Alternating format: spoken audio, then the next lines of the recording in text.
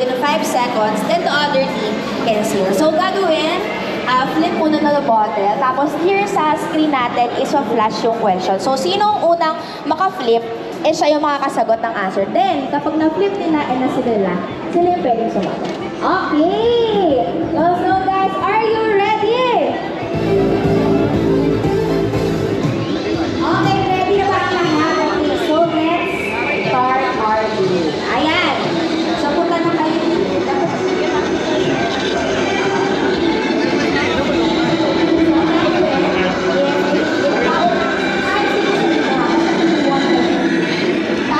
Gawin naman na, sir. So ito lang, read ko lang yung instruction. So are you ready, Super Manila? Read ko lang yung instructions natin. Each item will be the global message login. Remember to read. One letter is to Pwede na po ba important to answer. Hindi yan. Ay, hindi po yan.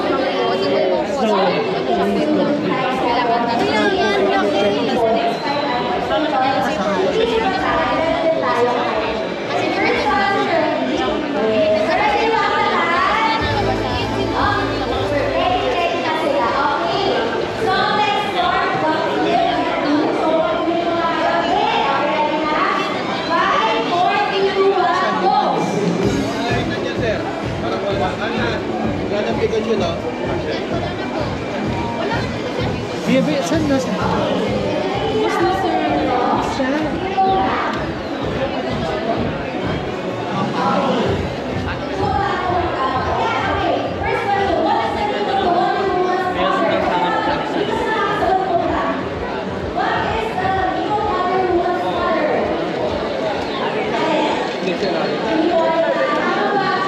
Para yung wire. Para yung wire. Nakatago sila alin dapat. Kaya, bubutasan yung game.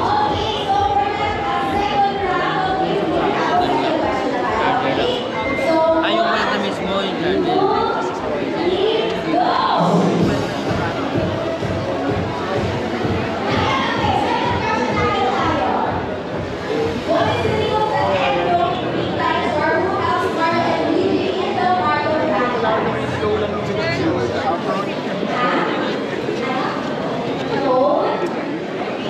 Okay.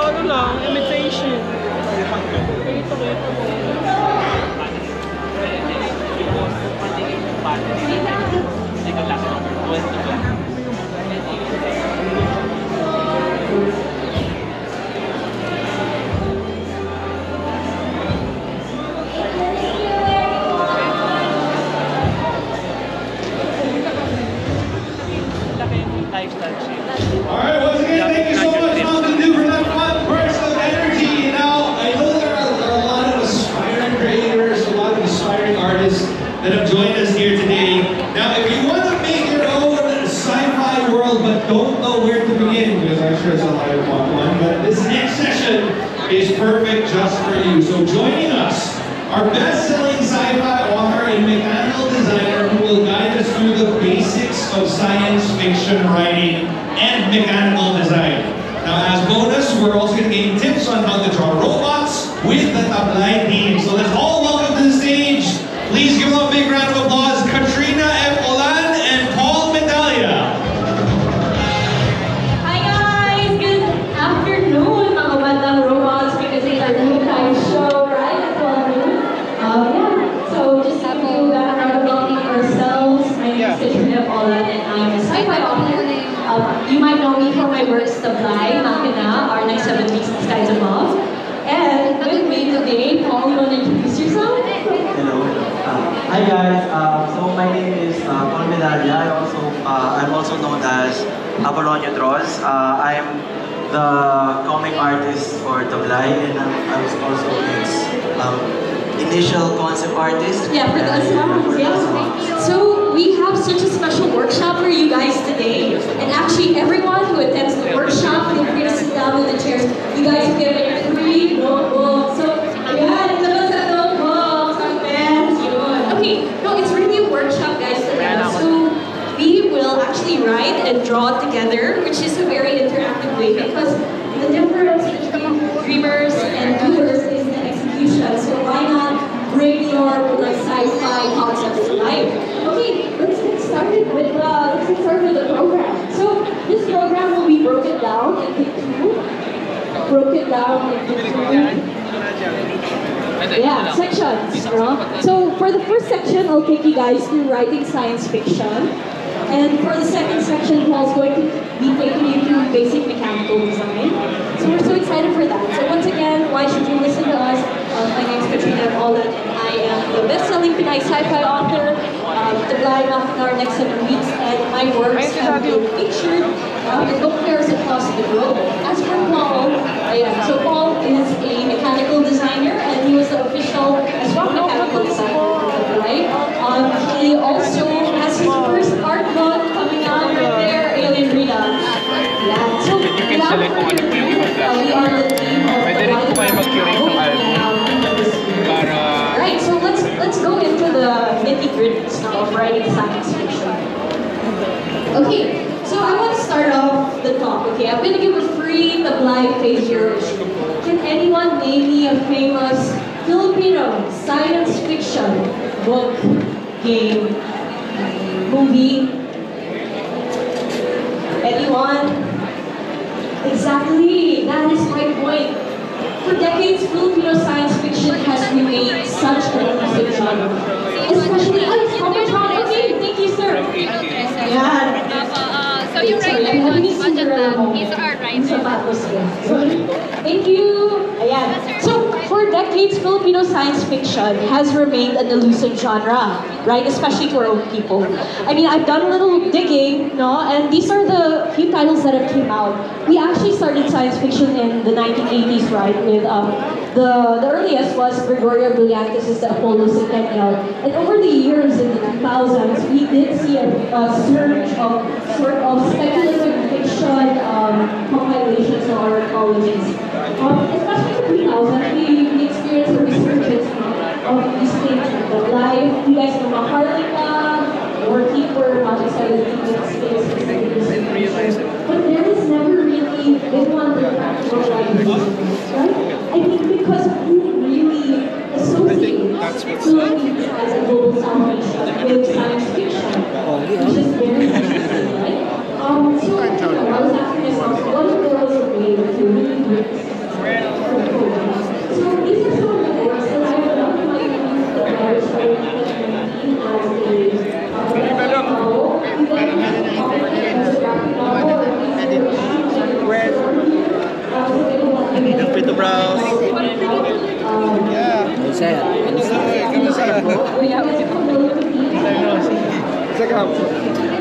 Online website. Para siyang, so technically siyang web So it's a 3, yeah, it's a 4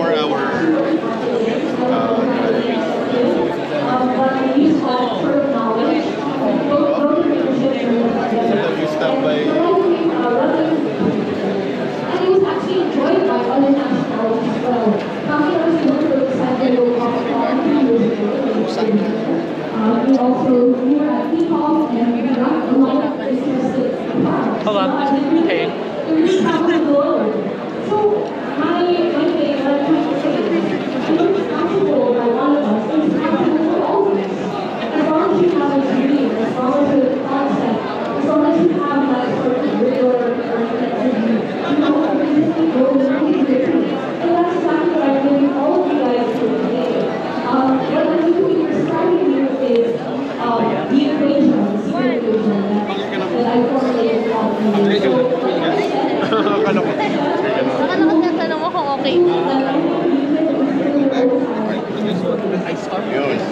this is what I call the narrative engine. So you can drop it down, you can picture it later, you have as a light novel. The narrative engine is a model that I developed for science fiction storytelling. So the narrative engine is the heart of the story, right? Like how an engine is the heart of the car. So the engine has three components, okay? The three components of the narrative engine are the core, which is the core of your story. What is the story really about? What is the premise of your story? The second is the cast. Who are the characters? Who are the characters that really complement the themes? And the last is the system. The system on how to build the technology and the world around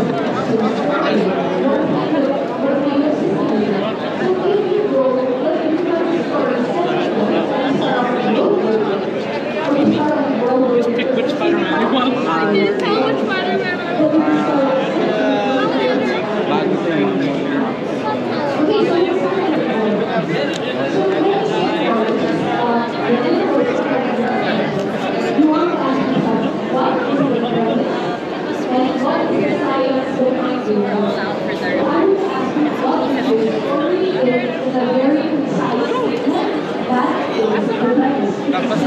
Yung nakaano lang.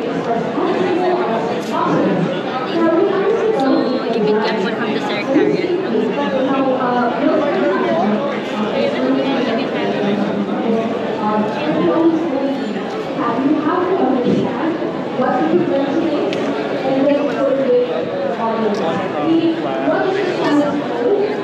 One sig. Kasi minsan maksaya mo. Maksaya mo sa ganito. Meron!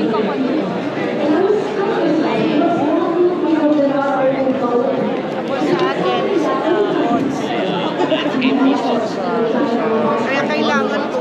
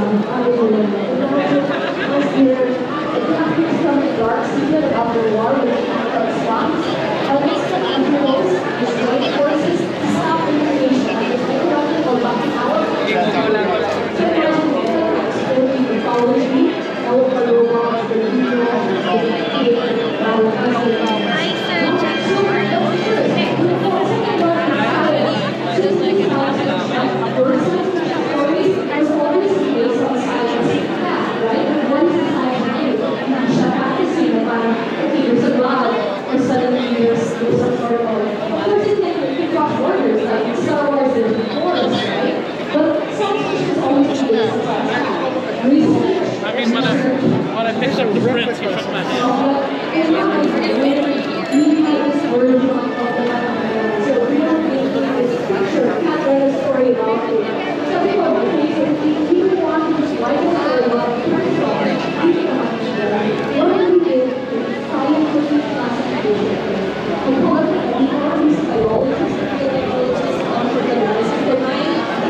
Classify this as a creature, would it be a bat or would it be an insect, right?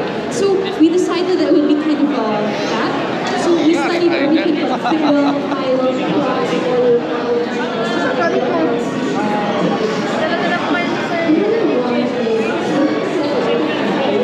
Kasi pa yung sabi ko. Okay lang ba? Order ako.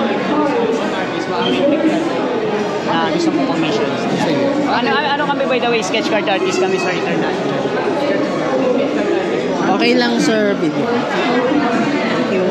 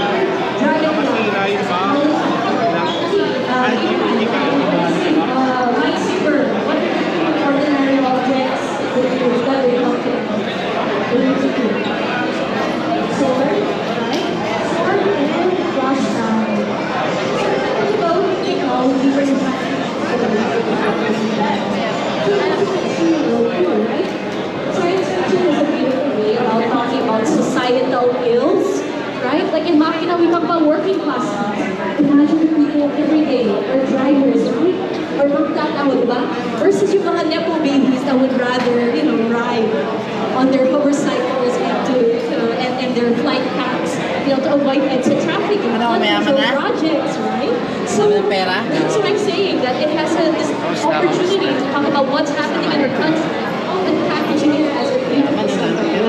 And of course, here, who are the characters that are best thinkers? The Blind Mania, who's the best pilot, General who's the war hero, Chima, who's the engineer.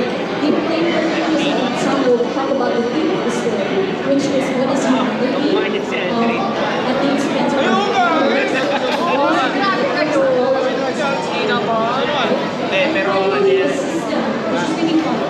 when you create scientists,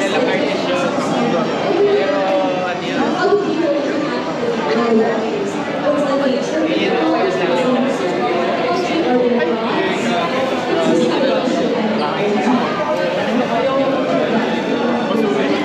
technology? Is it natural or synthetic? Are we talking about silicon? Are we talking about androids? Are we talking about stuff like AI, simulation?